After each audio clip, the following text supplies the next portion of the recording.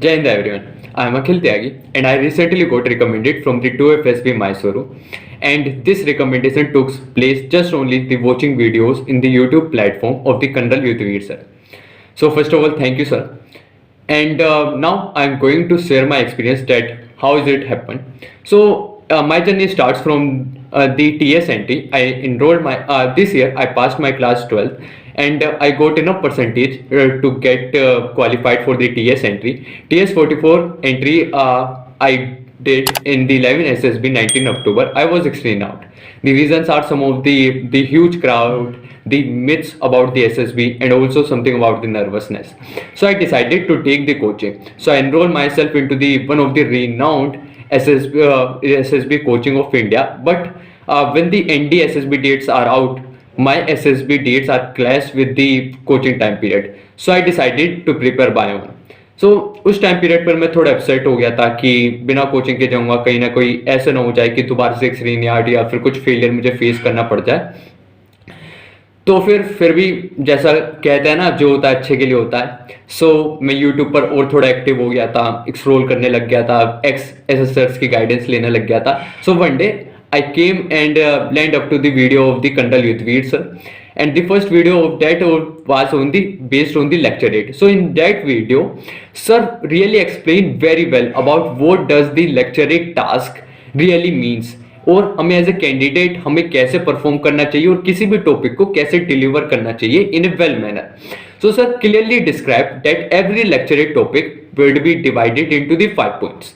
That first is what is it, second why is it important to discuss, third what is the present status, fourth and the fifth are the challenges and the solutions.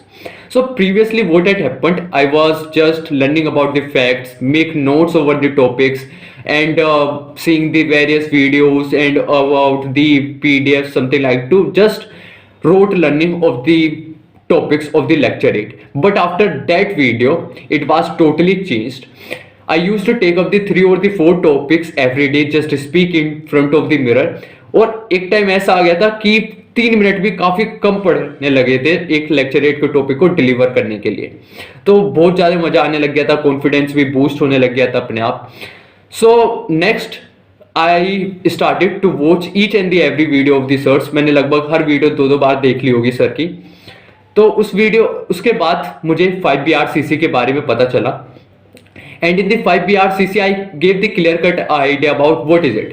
So first is in the 5BRCC, the first is the 5-point perception. It means like everything and the every topic which is in the surrounding and in the current, उसे समझना है. तो हमें एक जब mainly क्या होता है कि सब चीजें ये समझ लेते हैं कि जो चल रहा है, जो लोग बता रहे हैं, हमें सिर्फ उतना ही पता होता है. तो एक नैरो माइंडसेट हो जाता है हमारा. But due to the 5-point perception and due to the sir guidance, इससे हमारा जो माइंड होता है वो काफी ज्यादा ब्रॉड हो जाता है और हमारी थिंकिंग लेवल काफी ज्यादा इंक्रीज हो जाती है. For example in the farm bills, तो फार्म बिल्स में ज्यादा मेनली अगर हमें इस चीज को हम फॉलो नहीं करेंगे तो क्या होगा, हम सिर्फ ये देखेंगे प्रोटेस्ट हो रहा है, 3 बिल आया है और उसमें इस वजह से लोग प्रोटेस्ट कर रहे हैं क्योंकि उन्हें ये चीजें मंजूर नहीं है. But if we go for the 5-point perception, so we divide into the 5 points like पहले क्या था, history, now what are the changes and what are the new things. Now the next is about what is the positive and the negative outcomes of the bills. Next are the challenges and what can be the solutions over it to overcome the negative objectives and the part of the bill. तो इस तरीके से हम बहुत अच्छे waiver में farm bill को समझ पाएंगे. और सिर्फ ये इस टॉपिक की बात नहीं, हम 5-point परसेप्शन से काफी सारी चीजों को, टॉपिक्स को बहुत इजीली वे में समझ पाएंगे. हमारी माइंड काफी ज्यादा ब्रॉड हो जाएगा. And the next is the in the 5BRCC is B, that is the brainstorming. So इसका रियली मतलब यही है कि दिमाग में भूचाल ला देना. अब इससे सीधा मतलब इससे ही जाता है कि challenges and the solution. We can use this brainstorming into the lecture also, like the 5-point perception वो 5 पार्ट में डिवाइड हो जाता है, that I have also mentioned earlier. सो इसमें सिर्फ चैलेंजेस एंड द सॉल्यूशंस, ये सिर्फ एसएसबी की बात नहीं है. In every aspect of the life we used to face the challenges which are small and the big. So objective क्या होना चाहिए उस चीज का कि हमें सॉल्यूशंस पे आना है. ये नहीं कि चैलेंजेस देख करके हम अपसेट हो जाए और फिर बस अभी किसी और से पूछते रहे कि हमें क्या करना चाहिए, ये करना चाहिए. अब हमें चैलेंजेस दिखे तो अब जैसे कि सर कहता है कोई चैलेंजेस 1 2 3 4 हम ये सॉल्यूशंस अपनाएंगे और इस तरीके से उस चैलेंजेस को ओवरकम कर लेंगे। सो ये सारी चीज होती है और इस तरीके से हमारा जो वे ऑफ लिविंग होता है वो काफी ज्यादा इंप्रूव हो जाता है, माइंड सॉल्यूशन ओरिएंटेड हो जाता है और इजीली लोग भी हमें बहुत काफी पसंद करने लगते हैं क्योंकि हमारा जो एक लीडरशिप क्वालिटी ऑटोमेटिकली इनबिल्ट हो जाती है हमें। And the next is the role play which is the most important and the crucial exercise between in the among the 5BRCC। तो इसमें क्या होता है, as a social human and the हम जैसे कि सामाजिक प्राणी हैं तो हमें काफी सारी चीजों का ध्यान रखना होता है। जैसे कि सर कहते हैं अगर तुम्हारे parents, neighbour, friends, shopkeeper, teachers अगर तुम्हें सिलेक्ट नहीं कर रहा है, so how do you imagine that कि एसएसबी तुमको सिलेक्ट कर लेगी। तो सबसे पहले हमें उस चीज पर ध्यान देना होगा कि हमें एक पेरेंट्स, सिबलिंग्स, इन सब से हमें सिलेक्ट होना होगा। तो जैसे कि सर कहता है अगर तुम्हारे पेरेंट्स या फिर ग्रैंड मदर किसी चीज से, किसी बीमारी से सफर कर रही है तो तुमने उसके लिए क्या किया। मेरे साथ भी ऐसा था, जैसे कि my mother is used to suffer from the acidity, so I came up with the various solutions like I learn about the yoga exercises from the internet and I used to teach her. After that I also took her for the walk उनके, और उन्हें थोड़ा emotional motivate भी किया क्योंकि जब the cause of just of the tea and many of the peoples do not, कि वो टी को छोड़ नहीं पाते हैं, तो इस वजह से मैंने उनकी ये प्रॉब्लम भी दूर की। नेक्स्ट इज अबाउट, मैंने अपने फ्रेंड्स के साथ काफी और काइंड और हम्बल हुआ, उनके प्रॉब्लम्स वगैरह को डिस्कस करने लगा। Next as a sibling my elder brother is also there, so उनके साथ मैंने रिलेशंस काफी अच्छे किए, जो भी हमारी छोटी मोटी चीज हो जाती थी उन्हें काफी अच्छे से सॉर्ट आउट किया और पहले से हमारे रिलेशन बहुत ही ज्यादा अच्छे थे और उसके बाद भी बहुत अच्छे होने लग गए और ज्यादा इंक्रीज हुआ क्योंकि हर चीज इंक्रीज होनी चाहिए लाइफ में। सो इस वजह से हमारा जो रोल प्ले होता है उसकी वजह से हमारी लाइफ भी काफी ज्यादा अच्छे वे में इंक्रीज हो जाती है। And next is the connectivity exercise, C stands for the connectivity exercise and this is really happens and helps into the word association test। ये काफी ज्यादा कभी कभी प्रॉब्लमेटिक हो जाता है ये टेस्ट एसएसबी में, लेकिन इस एक्सरसाइज की वजह से बहुत ही सिंपल हो जाता है और वो सिर्फ इस वजह से दिमाग में रखते हैं कि what is the negative and the positive sentences we have to be make, but इस एक्सरसाइज की वजह से हम वो सब चीजें भूल जाते हैं। सर कहता है कि जरूरी नहीं है कि जो वर्ड है हमें वो सेंटेंसेस में लाना हो, जो भी वर्ड देख के हमारे दिमाग में जो भी चीजें आ रही है हमें जस्ट उसे कनेक्ट करते जाना ताकि हमारा माइंड भी ब्रॉड माइंड हो जाए और फिर हम ज्यादा चीजों को कनेक्ट कर सके, हमारी नैरो थिंकिंग बिल्कुल दूर हो जाए।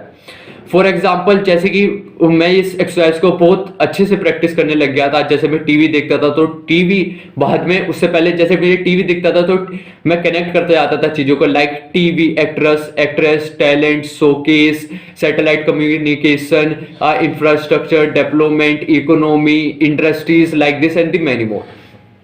तो इस वजह से काफी ज्यादा ब्रॉड माइंडसेट हो जाता था और फिर जो भी हमारे पास सेंटेंस आ जाता था, फॉर एग्जांपल ब्लड, तो मुझे ब्लड से सेंटेंस यूजुअली मनाता है my blood group is this and that, लेकिन ब्लड से मेरे दिमाग में आता था फैमिली, तो मैं फैमिली पर सेंटेंस बनाता था like the family is the precious gift of the God.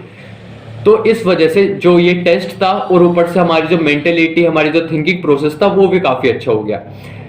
Next is the C, that is the curiosity. तो सर कहता है सबसे पहले ये भी हम 5% में डिवाइड कर सकते हैं। द फर्स्ट क्यूरियोसिटी, सबसे पहले अपने आप को जानना। नेक्स्ट फिर उसके बाद जिस फोर्सेस में हम ज्वाइन करना चाहते हैं, that mine was the Indian air force, तो उसके बारे में जानना। नेक्स्ट अब जहां पर हम रहते हैं, city, then country and then the world, तो इन सब के बारे में जानना, उसे हम क्यूरियोसिटी, और इन चीजों को हम सब पार्ट्स में भी डिवाइड कर सकते हैं। फॉर एग्जाम्पल सबसे पहले मैं अपने खुद के बारे में, जैसे हमें खुद भी नहीं पता होता कि हमारे में पॉजिटिव और नेगेटिव चीज अच्छी तरीके से है क्या, तो मैं अपनी नोटबुक लेता था, उस पर अपने पॉजिटिव और नेगेटिव कोई भी छोटी से छोटी, बड़ी से बड़ी हर चीज उस पर लिखता था और फिर देखता था कि जो वो नेगेटिव चीज है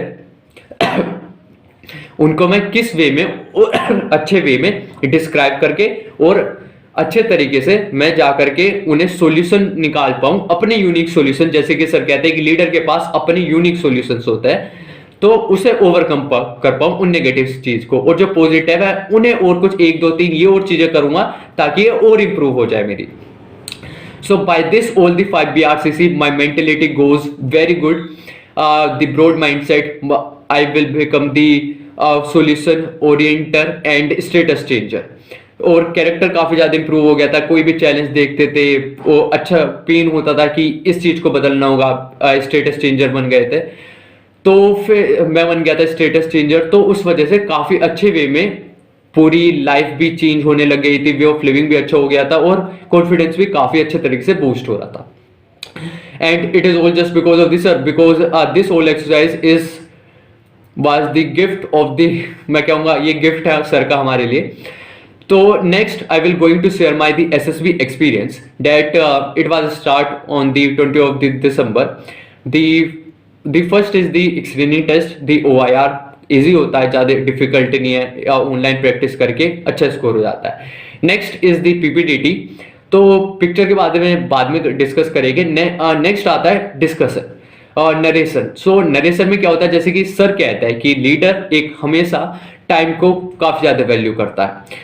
तो जनरली क्या होता है, जब भी हमें कोई कैरेक्टर्स दिखता है तो हम कहता है इतने male, age this, mood this, तो इसमें काफी सारा टाइम चले जाता है। लेकिन जैसे कि सर ने काफी अच्छा फॉर्मेट बताया था, मैंने भी उसे फॉलो किया। Like I have perceived 3 characters, male 25 positive, female 35 negative and this. तो इस वजह से स्टोरी काफी ज्यादा क्रिस्प हो गई, नरेशन भी बहुत अच्छा गया और बहुत सही तरीके से पूरा नरेशन कंप्लीट हो गया था। And the next part is the GD. तो एज ए लीडर क्या करना होता है, जैसे कि सर ने कहा कि हमें सिर्फ खुद नहीं बोलना, से हमें पूरे ग्रुप को एक पर्टिकुलर डायरेक्शन में ले जाना होगा। तो जैसे कि ग्रुप शुरुआत हुआ हमारा, जेडी शुरुआत हुआ, तो फिर सब फिश मार्केट बन गया था। And the assessor was divide the whole group into the odd and the even. तो फिर जब भी फिश मार्केट बना तो मैंने चेस्ट नंबर पॉइंट वाइज करके कि let me speak and now all we have perceived this characters, mood this, age this and the action this, and now we have to be jump over to the story theme. तो फिर हम उसके ऊपर discussion चला, और क्योंकि मैंने दूसरों को भी मौका दिया तो काफी एक अच्छे वे में मेरा बहुत काफी इंपॉर्टेंट रोल प्ले हो गया था कि मैं ग्रुप को एक पर्टिकुलर डायरेक्शन में ले जा रहा था, और जो कि राइट डायरेक्शन थी। फिर नेक्स्ट इज वहां पे स्टोरी कुछ 2-3 स्टोरी इमर्ज होकर के आ रही थी। तो फिर वहां पर मैंने कहा कि we have all agree that the emerging themes are one this and the second one is this, so we should go with this themes. और फिर वहां पर पे जाकर के फिर मैंने मौका दिया कि अपने अपने एक्शंस वहां पर पे पुट कीजिए। तो एक बहुत अच्छे से हमारी स्टोरी भी डिसाइड हो गई थी और पूरा ग्रुप एक पर्टिकुलर डायरेक्शन में जा रहा था। तो the PPTT goes well and the result was obvious that I was excelling in and इसके बाद सिर्फ SSB टास्क में जरूरी नहीं होता कि हमें अच्छा परफॉर्म करना है, बट जो हम वहां पर रहते हैं उसमें भी जरूरी है। रोल प्ले एक्सरसाइज फिर यहाँ पर मैटर करती है कि जो हमारे साथ ग्रुप मेट्स होते हैं हमारे, उनके साथ हमारा कैसा बिहेवियर है, नेचर कैसा है। तो रोल प्ले एक्सरसाइज की वजह से ये सब इतना अच्छा हो गया था मेरे साथ कि मैं बहुत अच्छे से कोऑपरेट करने लग गया था अपने ग्रुप के साथ, और काफी अच्छा रिलेशन बिल्डअप हो गया था। और ये सब दिखा भी, क्योंकि जो कमांड टास्क था उसमें हम 8 मेंबर्स थे और एक मुझे हटा करके 7 मेंबर्स थे, और उसमें से 5 मेंबर्स ने मुझे बुलाया था। और ये काफी इजी नहीं होता, जनरली 1, 2 या 3 लोग ही बुला पाते हैं किसी को, लेकिन 5 को बुलाया था। It is just because of the role play exercise. And next is about the psychology test. The psychology is the first is the TAT। Sir बिल्कुल अच्छे से कहता है कि ये जीवन की सच्चाई है। जैसे कि एक लीडर है वो हमेशा एक गोल ओरिएंटेड लाइफ जीता है। तो कोई भी पिक्चर हमें दिख रही है तो उसमें जो भी एक्शन होगा उसमें हमें कोई गोल दिखेगा। उस गोल को करने के लिए हमारे कुछ चैलेंजेस हो गए, और उनको चैलेंजेस को ओवर करने के लिए हम 1, 2, 3, 4 ये सॉल्यूशंस अपनाएंगे, और इसी पे बड़े हमारी पूरी स्टोरी कंप्लीट हो जाती है। मैंने इसी को फॉलो किया और TAT was very well. Next is the WAT. I was explaining it earlier by the connectivity exercise, बहुत अच्छे से गया। Next is the SRT। जैसे कि सर कहता है अपनी वीडियो में कहा है कि जो हमें सिचुएशन दी जाती है उसमें सिर्फ 10% होता है, लेकिन जो हमें इमेजिन करना होता है वो 90% होता है, क्योंकि उससे ही हमें रिसोर्सेज पता लग जाता है और हमें सॉल्यूशन उन सब से चीजों से पता लगता है जो कि वहां पर हमें इमेजिन करनी होती है, और हमें सॉल्यूशन ओरिएंटेड माइंडसेट के साथ काफी अच्छा एक हम सॉल्यूशन पे पहुंच जाते हैं उन सिचुएशन रिएक्शन टेस्ट में। तो इस वजह से पूरी SRT मेरी काफी अच्छी गई, मैंने अच्छे से एक्सप्लेन किया and the goes well. Next is the self description and in the Lakshya academy Kakkar sir video it was clearly mention कि सर ने कहा था कि आज के टाइम पे इसकी इंपोर्टेंस थोड़ी कम हो गई है क्योंकि most of the students SD was generally same. तो वहां पे हमें यूनिकनेस दिखानी होती है। मैंने कोई भी एडजेक्टिव वहां पर कोई यूज नहीं किया, hard working, responsibility, all this. मैंने सिर्फ जो भी मेरे पॉजिटिव और नेगेटिव्स थे बिना किसी डर के मैंने सब मेंशन किया वहां पे, छोटी से बड़ी चीज।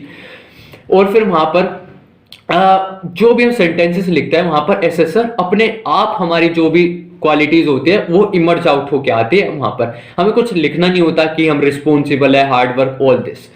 और फिर जैसे सर ने कक्कड़ सर ने ये भी कहा था कि जो तुम्हारे आइडियल वगैरह है उन्हें मेंशन करो, क्या बनना चाहते हो, किस तरीके से करोगे वो काम, तो वो सारी चीजें मेंशन करो। तो मैंने भी किया, जैसे कि मेरे आइडियल मेरे बड़े भाई थे तो मैंने उनके बारे में लिखा कि मैं क्या क्या चीजें सीखूंगा, उनसे क्या क्या सीख रहा हूँ, ये चीज मैं इंप्रूव कर रहा हूँ और मैं ये और कुछ चीज भी सीखना चाहता हूँ। तो मैं ये सारी चीजें किया और मुझे पता था मेरा एसडी काफी ज्यादा यूनिक है और वो बाकी सबसे, और मैंने जैसा था मैंने अपने आप को बिल्कुल वहां पर रिप्रेजेंट कर दिया था without any fakeness. Next is the GTO task, the first is the GD. तो the first topic is just कि health and the hygiene condition, how should it improve in the India. The first is the infrastructure, second attitude and the third is the awareness. तो सब ये कह रहे थे कि awareness awareness है, लेकिन जैसे कि सर के गाइडेंस की वजह से मैं एक सॉल्यूशन ओरिएंटेड, मेरा सॉल्यूशन पे ज्यादा फोकस रहता था, तो फिर सॉल्यूशन था। वहां पर लोग कह रहे थे कि अवेयरनेस की वजह से होएगा, अवेयरनेस की वजह से, तो मैंने अपने ग्रुप को एक पर्टिकुलर डायरेक्शन में ले गया कि अच्छा अवेयरनेस की वजह से होगा, लेकिन हम अवेयरनेस करेंगे कैसे। तो वहां पर मैंने अपने कुछ आइडियाज दे कि हम 1 2 3 4 ये चीजें करेंगे और अवेयरनेस इंक्रीज हो जाएगी। तो वहां पर व्हाट इज नहीं, हाउ टू डू ये मैटर कर गया था वहां पर, जैसे कि सर यूजुअली अपनी वीडियोस में इसके बारे में बात करते हैं। तो ये जेडी मेरा काफी अच्छे गए दोनों topic. Next is the group planning exercise. So group planning exercise में सर जैसे कि बहुत अच्छे से कहा था कि व्हाट टू डू नहीं, हाउ टू डू होना चाहिए।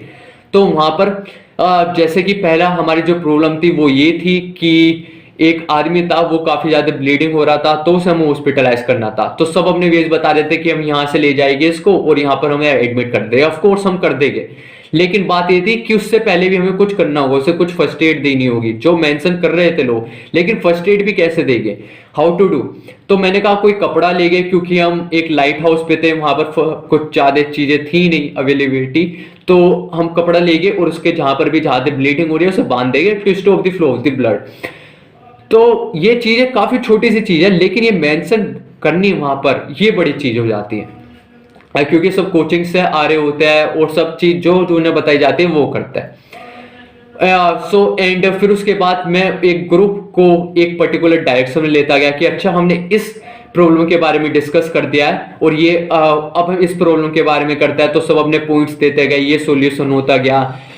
फिर नेक्स्ट प्रॉब्लम, ये सॉल्यूशन।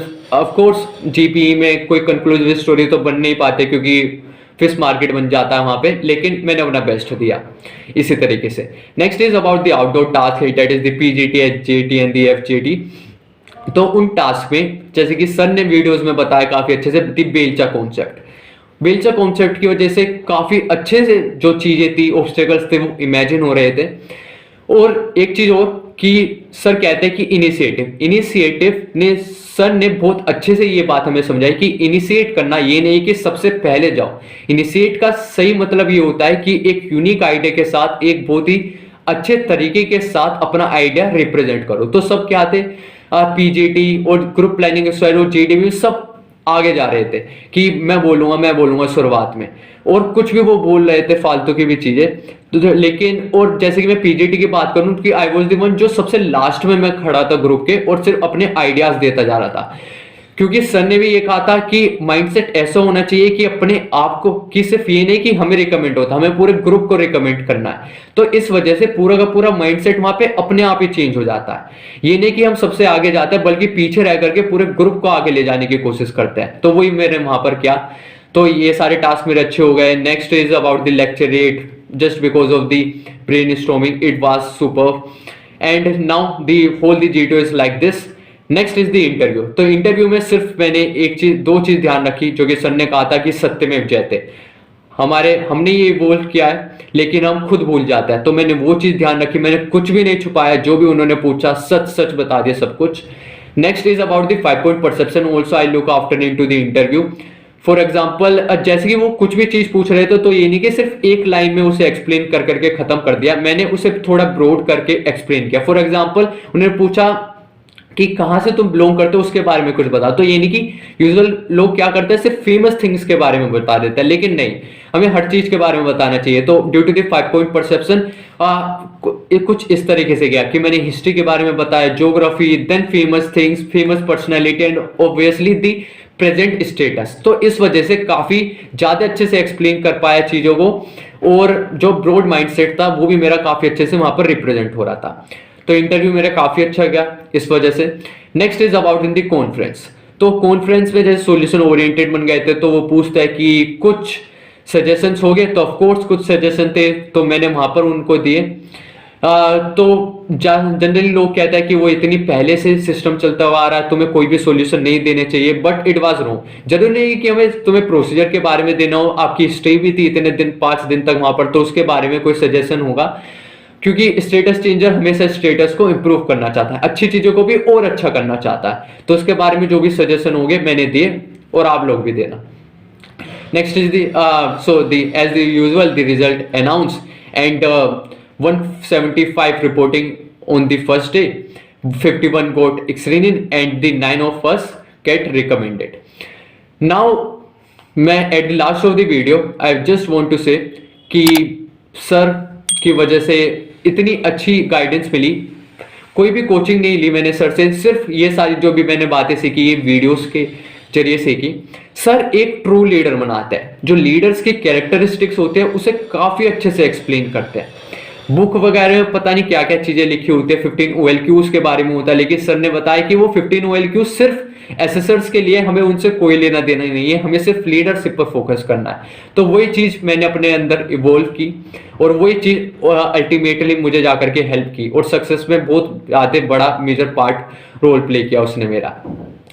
सर बिल्कुल फेकनेस हम में से रिमूव कर देता है अपनी वीडियोस के through. And the one more important thing is that कि सर का एम ये होता है कि वो हमारी एसएसबी के लिए हम इंप्रूव ना करें, हमारी लाइफ इंप्रूव करे, जो भी उनकी गाइडेंस होती है उनके लिए। और अगर हमारी लाइफ, जैसे कि सर कहता है कि if you are good in life, कि वहां पर हमें तरह तरह के गेम खिलाए जाते हैं एसएसबी में, और एसेसर्स हमारी लाइफ में झांकते हैं, और अगर हम अपनी लाइफ अच्छे से जीते हैं then SSB will automatically going to be selective, और यही होता है वहां पर रियली। तो हमें लाइफ अपनी इंप्रूव करनी है, and the success will be hours. So that's all from my side, and once again thank you so much sir. You doing very good, and youth को काफी ज्यादा हेल्प हो रही है आपकी गाइडेंस की वजह से। थैंक यू सर, जय हिंद।